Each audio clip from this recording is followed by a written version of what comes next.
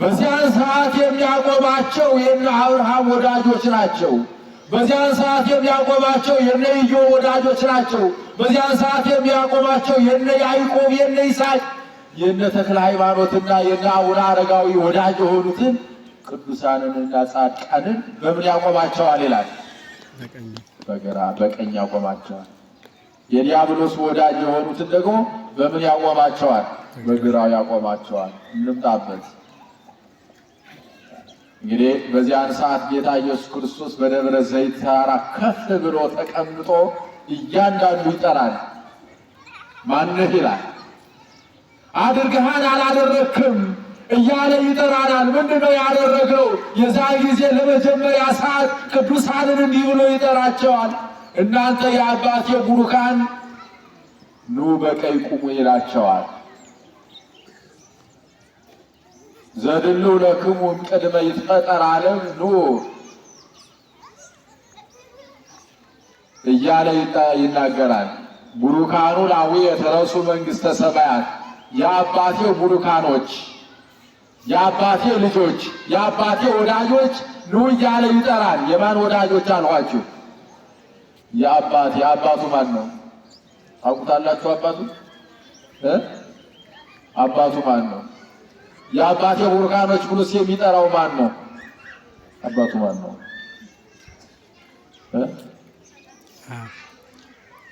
ጠሪውስ ማን ነው? ጠሪው ወልደ እግዚአብሔር ነው። አባቱ አብ ነው። እና የአባቴ ቡሩካኖች እናንተ ኑ እያለ ይጠራል ክርስቶስ። ምን ያላችሁ ነው የሚላቸው? በዚህ ዓለም የጸለያችሁ፣ የጾማችሁ፣ ያስቀደሳችሁ፣ ሥጋ ወደሙን የተቀበላችሁ፣ ምጽዋት የሰጣችሁ፣ የተራበ ያበላችሁ፣ የታሰረ የጠየቃችሁ፣ ያስፈታችሁ፣ እንግዳ የተቀበላችሁ ሰዎች ወደ የአባቴ ቡሩካኖች ናችሁና ኑ ይላል ክርስቶስ። በቀኝ ያሉትን ወደ ግራ ደግሞ ዘወር ይላል። አሁን በግራ ነው ያለው አለ የተናገርኩት፣ በቀኝ ነው የተናገርኩት። የግራዎችን ደግሞ እንዲህ ይላቸዋል። እናንተ ጣዖት ስታመልኩ የነበራችሁ፣ ደም ስታፈሱ የነበራችሁ፣ ሐሰት ስትናገሩ የነበራችሁ የዲያብሎስ ወዳጆች፣ ያልጾማችሁ፣ ያልጸለያችሁ፣ የታሰረ ያልጠየቃችሁ፣ እንግዳ ያልተቀበላችሁ፣ ተርቤ ያላበላችሁ ደግሞ ተርቤ መጥቼ ያላበላችሁኝ ወደ ዲያብሎስ ስላቸው። በዚያን ጊዜ ምን ይፈጠራል? ዋካታ፣ ጫጫታ ይፈጠራል። ምን ይፈጠራል አልኋችሁ? ዋካታና ጫጫታ ይፈጠራል። ጻድቃን ደስ ይላቸዋል። ጻድቃን ግን እንዲህ ይላሉ። የሚገርማቸው ነገር ጻድቃን እንዲህ ይላሉ። አባታችን ሆይ ይሉታል ክርስቶስን። እኛ እኮ ምንም አንተ እንግዳ ሁነህ መጥተህ አላየንህም። አያ የቅዱሳን ባህሪ ነው። አንተ እኮ ታስረህ አላየንህም። የቅዱሳን ባህሪ ነው፣ ጸባያቸው ነው። እርቦህ እኮ አላየንህም። የቅዱሳን ጸባያቸው ነው። አልታሰርህም፣ እንግዳም አልሆንህም ይሉታል። እኔ ግን አይቻችኋለሁ ነው የሚለው ክርስቶስ። ያያን አያይም። እዚያ ጋር ሆኖ ምንድን ነው የሚመለከተው ክርስቶስ? እያንዳንዳችን የምናደርገውን ነገር የምንሰራውን ነገር ማን ይመለከታል ይመስላችኋል? እግዚአብሔር ትልቅ መነጽር አለው። አላይ ሆኖ የሚያይበት እያንዳንዳችን አንድም አትቀረው፣ አንዲት እንኳን የምትቀረው ነገር ያያል። ለዚህ ነው ዳዊት በደንብ አድርጎ የተናገረለት። ለዚህ ነው እግዚአብሔር በምድር የመላ መሆኑ ሲናገር እንዲህ ብሎ ተናገረ። እግዚአብሔር ምድር በምልአ ዓለም ሊ ወኩሎሙ ለይነብሩ ውስቴታ። እግዚአብሔር በምድርም በሰማይም ምን ያለ ነው አለ? የመላ ነው። በዓለም በሰማይ በምድር የመላ ነው እግዚአብሔር።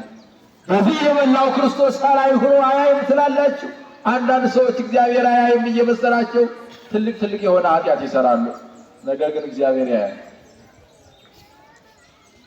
እግዚአብሔር ይመለከታል። እግዚአብሔር አያየንም ማለት እግዚአብሔር እነዚህ ቅዱሳንን ማን አይቷቸዋል? እግዚአብሔር ስላያቸው መሰከረላቸው። እነዚያ ግን ያላደረጉትን እኛ አድርገን አብልተን ነበረ ጠልተን ነው ይላሉ። የታሰረ ጠይቀን ነበረ ጠልተን ነው ይላሉ። ይህ ደግሞ ለኃጥአን ምንድናቸው ነው? ለኃጥአን ያላደረጉትን አደረግን የሚሉ እነማን ናቸው? ያልሰሩትን ሰርተናል የሚሉ እነማን ናቸው? አንዳንድ ሰዎች ባለማችን አሉ። ባይታዊ ሳይሆኑ ባይታዊ፣ ጻድቅ ሳይሆኑ ጻድቅ፣ ካህን ሳይሆኑ ካህን፣ ዲያቆን ሳይሆኑ ዲያቆን፣ ምን ሳይሆኑ ምን ሆነን ብለው የሚናገሩ ሰዎች አላጋጠማችሁም? አላጋጠማችሁም? አጋጥሟቸዋል። ያጋጥሙናል። ብዙ ጊዜ ተመጻዳቂዎች ብዙ ጊዜ ያሉ፣ ነገር ግን እነሱ ይማጻደቃሉ። እግዚአብሔር ግን አልመረጣቸውም። እግዚአብሔር አይመርጣቸውም። በመጻደቅ እግዚአብሔር ምንም የሚያደርገው ነገር የለም እና አፋቸው ሁሉ ዝም ብሎ እንደ እባብ የሚናደፉ የሚናገሩትን እግዚአብሔር ይመርጣል እንዳትሉ፣ አይመርጥም። እግዚአብሔር ሁሉ ብሎ ይለያቸዋል። ወደ የት ሄዱ ቢላቸው በግራ ቁሙ ይላቸውና ያሰናብታቸዋል። ነገር ግን የበግንና የፍየልን ጸባይ እዚህ ላይ ይናገረዋል። በግ የዋህ ናት አይደለችም? ፍየልስ የፍየል ስጋ የሚበላ የለም በጾም አነሳላት እና በፍየልና በበግ የመሰለበት ክርስቶስ የሰው ልጅ አለው። ፍየል አፍረቷን ምን ትሸፍናለች? አትሸፍንም። ኃጥአንስ አፍረታቸውን የማይሸፍኑ ዝም ብለው የሚናገሩ እነማን ናቸው? ኃጥአን ናቸው።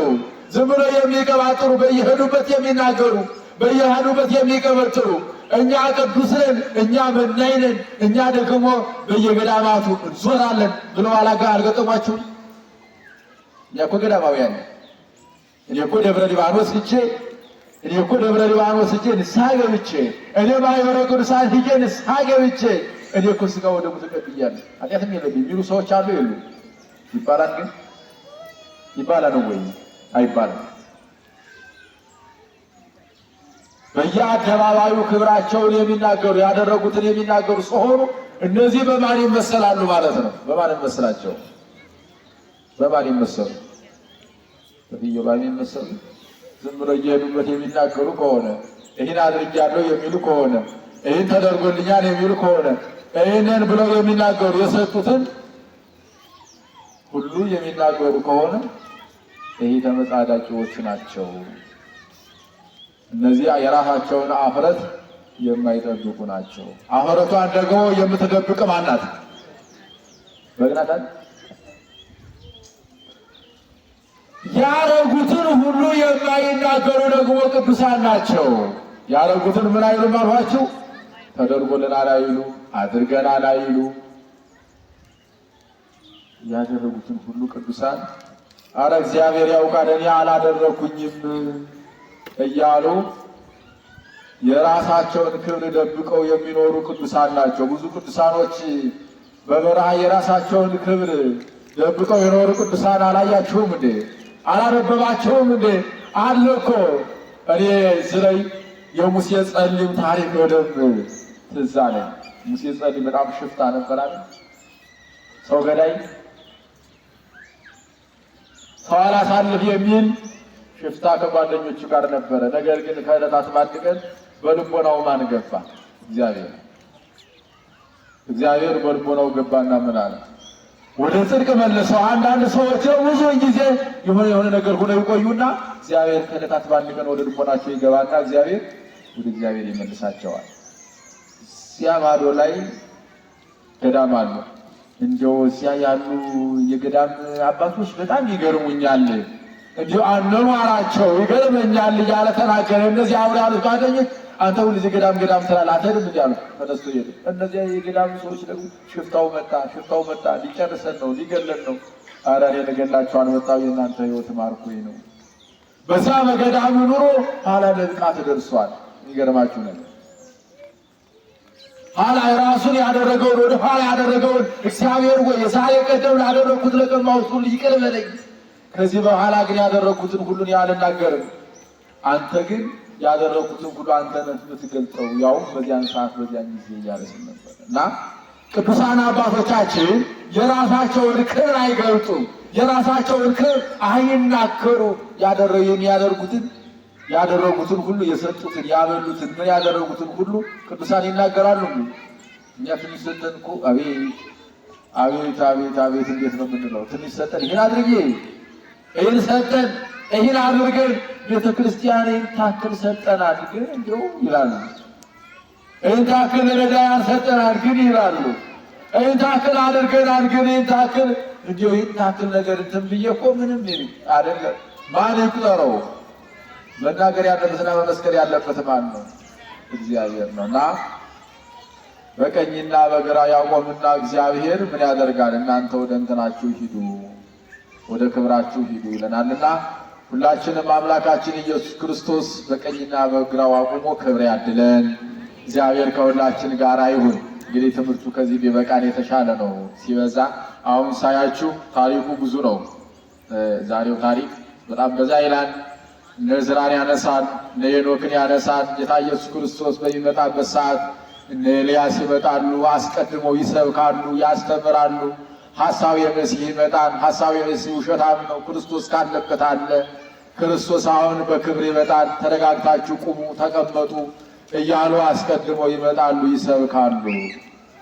እነ ዕዝራና እነ ሄኖክ በሕይወት የሚኖሩት ሁሉ ዛሬ መጥተው የሚሰብኩበት ቀን ነው እና እንግዲህ ያ ክርስቶስ ደግሞ የሚመጣ በዕለተ ሰንበት ወይም ደግሞ በጳጉሜን በዘመነ ዮሐንስ እንደሚመጣ ያወራል። ጊዜውና ሰዓቱን ግን የሚመጣበትን ሰዓት አናውቅምና እንግዲህ እግዚአብሔር ከሁላችን ጋር ይሁን። ምሽት ከመጣችሁ ሰፋ አድርገን